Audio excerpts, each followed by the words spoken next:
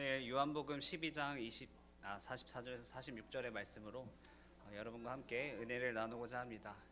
네, 먼저 말씀드리자면 사실 아까 3부 예배 시간 때 제가 이제 고등부 예배, 중고등부 예배 아직 마치지 않아서 사임 인사를 못 드린 것 같습니다. 이렇게 홍천 중앙교회 고향에 와서 1년 동안 보내는 동안 많은 성도님들과 또 우리 중고등부 친구들 그리고 우리 선생님들 많은 분들께서 함께 도와주시고 기도해 주셔서 정말 귀하고 따뜻한 이 한 해를 보낸 것 같습니다. 비록 이곳 홍천에서 사역 마무리하지만 계속해서 관심을 가지고 기도하고 또 소식을 전하고 또 그렇게 이렇게 아름다운 동역을 이어나갈 수 있는 관계가 되었으면 좋겠습니다. 네, 말씀 나누도록 하겠습니다. 여러분 혹시 빛에 대해서 깊이 한번 생각해 본 적이 있으신가요? 빛이라고 한다면 무엇이 떠오르시나요? 사실 우리가 빛이라고 한다면 가장 가깝게는 이 천장에 달려있는 빛이 생각나기도 하고 또 핸드폰을 켜면 프레시에서 나오는 빛을 떠올리기도 합니다. 이렇게 우리가 사람이 만든 인공적인 빛이 있지만 자연 가운데 우리가 찾을 수 있는 빛들도 있습니다.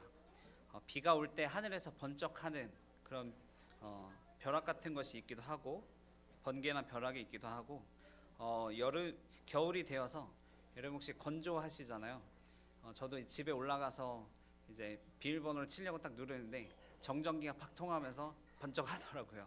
그런 자연에서 나오는 빛도 있고 또 혹은 우리가 하늘을 바라봤을 때 항상 그곳에 떠 있는 태양을 보면서 우리가 빛을 느끼기도 합니다. 이 빛이란 물질을 보면 참으로 놀라운 것들 투성입니다. 여러분 혹시 빛의 속도를 알고 계신 분이 계실까요?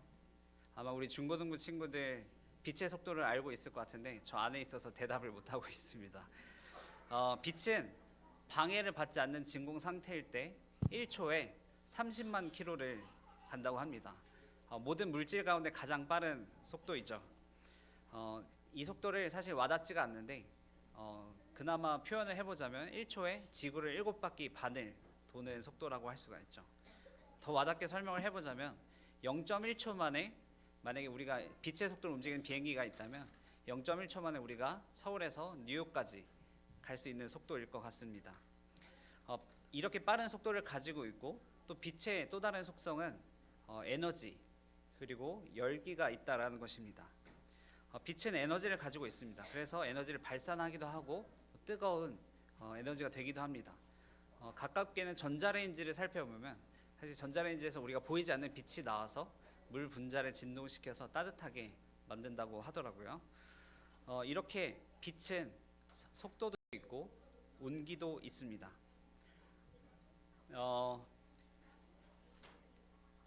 그래서 지금 우리가 겨울을 겪고 있는 가운데서는 태양과 조금이라도 좀 먼 이런 상황이 자전과 공전으로 인해서 좀 먼 상황이 되어서 우리가 추위를 느끼기도 하죠. 빛이 조금 부족한 곳에는 이렇게 추위가 찾아들기도 한다는 것입니다. 그래서 오늘 우리가 말씀 가운데 살펴볼 예수님, 크리스마스를 가운데 우리가 살펴볼 예수님은 이 땅에 오실 때 이 땅의 어두움을 비추는 빛으로 오셨습니다. 그런 예수님께서 어떠한 삶에 찾아오셨을까요? 우리가 때로는 어두운 터널을 통과하는 삶을 살기도 합니다. 어두운 골목길과 같은 곳을 걸어갈 때가 있다고 느껴지기도 합니다. 어떤 분들은 태어나자마자 그런 상황에 놓이기도 하고 어떤 분들은 학창 시절을 겪는 동안 어두운 일을 겪기도 합니다. 우리가 뉴스를 통해서 학창 시절에 어려움을 겪은 이들을 많이 접하기도 합니다. 또한 우리는 사회에서도 어두움을 겪고 있습니다. 사무실에 있을 때 불빛은 너무나도 환하지만 사무실에 있을 때 내 마음이 너무나도 어두울 때도 있습니다. 우리가 우리의 앞날에 또 우리의 삶에 소망이 없다고 느낄 때 우리는 캄캄하다 또는 어둡다라고 표현을 합니다. 우리의 모든 마음은 우울하고 아프고 외롭고 상심하고 어렵고 비참하고 비통한 그런 모든 소망이 없는 상태를 우리는 어둡다라고 표현한다는 것입니다. 예수님은 이런 어두운 삶에 찾아오셨습니다. 예수님은 어두움 가운데서 태어나셨습니다. 여러분, 우리는 지금 우리의 삶이 어렵다고 말합니다. 그래서 대한민국 출산율이 전 세계에서 유례를 찾아볼 수 없을 만큼 적은 비율이라고 합니다. 홍천 중앙교회를 보면 사실 많은 아이들이 태어나고 있어서 여러분들이 잘 느끼시지 못할지 모르겠지만 서울에 가보면 결혼을 해도 아이를 낳지 않는 현상이 너무나도 빈번합니다. 그런데 과연 우리는 예수님이 태어났을 그 상황만큼 어려움을 겪고 있는, 어두움을 겪고 있는 사람이 있나 한번 되돌아봐야 할 것입니다. 예수님은 하나님과 동일한 본체이시기 때문에 신이시지만 이 땅에 오실 때엔 그러한 것들을 내려놓고 인간으로 오셨습니다. 그런 가운데 예수님이 태어나신 곳은 말구유였습니다.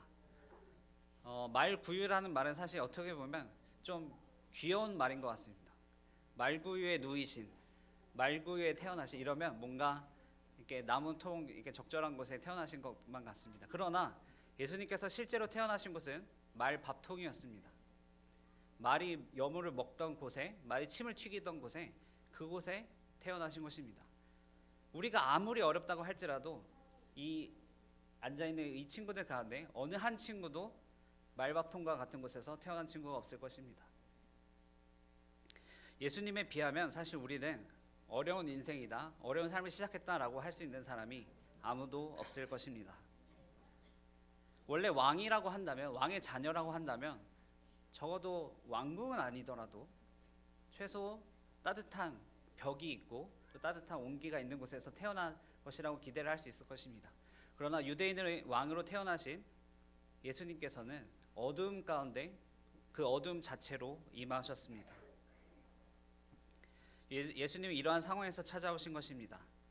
또한 어두움에 대해서 설명을 해보자면 어두움은 빛이 존재하지 않는 상태를 말합니다. 어두움이란 것 자체가 존재를 하는 것이 아니라 빛이 존재하는가, 빛이 존재하지 않는가를 통해서 우리는 어두움을 바라보게 됩니다. 우리가 방 불을 켤 때 방 불을 켜고 또 방 불을 끄죠. 어느 사람도 어두움을 켜고 어두움을 끄는 사람은 없습니다. 이렇듯 어두움이란 것은 빛이 존재하지 않는 상태를 의미하는데 예수님이 찾아오신 것은 바로 세상에서 가장 어두운 곳, 빛이 비추어지지 않았던 곳에 예수님께서 찾아오신 것입니다. 우리가 어두움에 거하고 있을 땐 때로는 빛이 딱히 필요하지 않다고 느낄 때도 있습니다. 밤에 이제 자다가 일어나서 물건을 찾을 때 괜히 빛이 필요하지 않아서 그냥 어두움에 익숙해진 상태에서 그냥 꺼진 상태에서 물건을 찾다가 못 찾아서 결국 켜기도 하죠. 어둠이 있을 때는 그럭저럭 버틸만하다고 생각할 때가 있습니다. 또 막 고난이 찾아올 때 원래 인생은 고난이지 이러면서 그냥 그 삶을 그럭저럭 살아갈 때도 있습니다.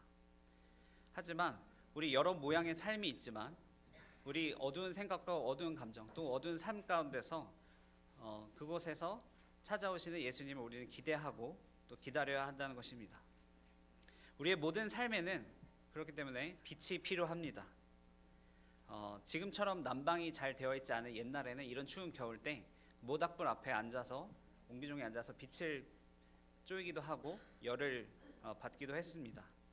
그랬던 모습과 같이 우리는 빛으로 나아가야 합니다.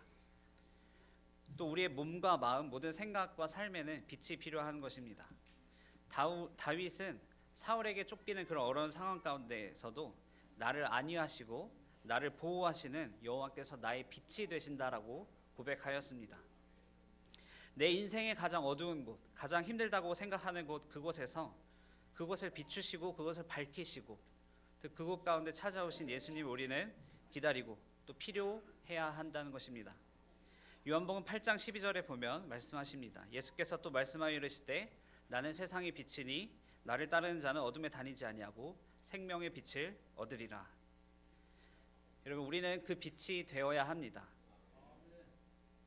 우리가 크리스마스를 보내면서 기념하고 되새기는 것은 예수님께서 이 땅에 빛으로 오신 것을 기념하고 또 감사하는 것도 있겠지만 그것을 우리가 넘어서서 그곳에서 한 발자국 더 나아가서 우리에게 찾아오셨던 그 빛, 우리에게 따뜻함으로 찾아오셨고 또 내가 가장 도움이 필요할 때 누구보다 먼저 찾아오셨던 그 예수님, 그 예수님의 그 빛이 나를 통해서 우리 또 몸된 교회를 통해서 이 세상에 퍼져야 한다는 것입니다. 세상은 크리스마스 가운데 축제를 즐기고 화려한 조명과 또 그런 것들을 통해서 크리스마스를 누립니다. 그러나 예수님이 부르신 빛은 그런 화려한 조명이 아니라 어두운 골목길을 비추는 작지만 따뜻한 빛입니다. 누구에게 찾아오지 않는 그곳에 다가가서 손 내미는 따뜻한 빛입니다. 누구에겐 티나지 않을 것만 같지만 누구에게는 너무나도 큰 위안이 될 수 있는 그런 빛입니다. 그러한 의미를 먼저 되새기고 빛 대신 진리 안에 거하는 가운데 여러분의 가족과 또 여러분의 이웃, 그곳에서 여러분이 찾아가셔서 빛이 되어 주시기를 우리가 바라야 합니다. 그래서 그 빛이 닿는 곳에 우리가 찾아가야 한다는 것입니다. 빛은 너무나도 빠르고 잘 뻗어 나가지만 빛은 물건을 때려 부수고 가진 않습니다. 그렇기 때문에 우리는 우리가 빛이 되어서 우리가 찾아가고 따뜻한 손길을 내어서 우리의 이웃에게 그 빛의 손길을 나누어 줘야 할 것입니다. 빛은 그 자리에 머무르지 않습니다. 빛은 그 자리에 머무르고만 있는 것이 아니라 빛은 뻗어나고 나아갑니다. 예수님의 빛의 자녀로 부름받은 우리는 이 땅 위에 빛이 되어서 찾아가야 할 것입니다. 그래서 우리 빛의 따뜻한 온기를 전해줄 때 예수님의 그 빛을 사모하며 예수님께로 돌아올 수 있는 그런 여러분이 빛의 전달자, 빛의 통로자, 또 빛의 사자들이 되기를 축복합니다. 이 크리스마스 가운데 빛의 자녀가 되어서 주변의 어두움을 돌보시는, 어두움 가운데 빛이 되어주시는 예수님이 여러분의 모습을 통해서, 삶을 통해서 드러져 나기를 간절히 소망하고 바랍니다. 다니엘서 12장 3절 함께 읽고 말씀을 마치도록 하겠습니다. 함께 읽습니다. 시작. 지혜 있는 자는 궁창의 빛과 같이 빛날 것이요 많은 사람을 옳은 대로 돌아보게 한 자는 별과 같이 영원토록 빛나리라. 아멘. 기도하겠습니다. 하나님 감사합니다. 이 땅 가운데 빛으로 오신 예수님을 우리가 기억합니다. 또 빛으로 오신 예수님을 우리가 감사함으로 또 환영하며 우리가 이 가운데 축제를 누립니다. 어두움 가운데 빛을 비추신 주님, 어두움 가운데 찾아오신 주님, 우리의 삶이 어두움 가운데 있을 때가 너무나도 많이 있습니다. 어둠을 통과할 때가 있습니다. 그러나 예수님께서 찾아오셨던 그 따뜻하고 또 누구보다 먼저 찾아오셨던 그 빛을 내 마음에 소중히 품고 나아가는 우리가 되게 하여 주시고, 또한 그 빛을 나만 품고 나만 알고 있는 것이 아니라 이 세상에 빛이 필요한 곳, 이 세상의 어두운 곳에 내가 찾아갈 수 있는 빛의 통로이자 또 빛의 사자, 또 빛의 전달자가 될 수 있도록 우리를 사용하여 주시옵소서. 우리 홍천중앙교회 모든 성도님들이 정말 빛의 자녀들이 되어서 정말 예수님이 오신 그 크리스마스의 기쁨이 정말 온 누리에 퍼질 수 있는 그런 기쁜 날이 될 수 있도록 함께하여 주시옵소서. 감사드리며 예수님의 이름으로 기도드렸습니다. 아멘.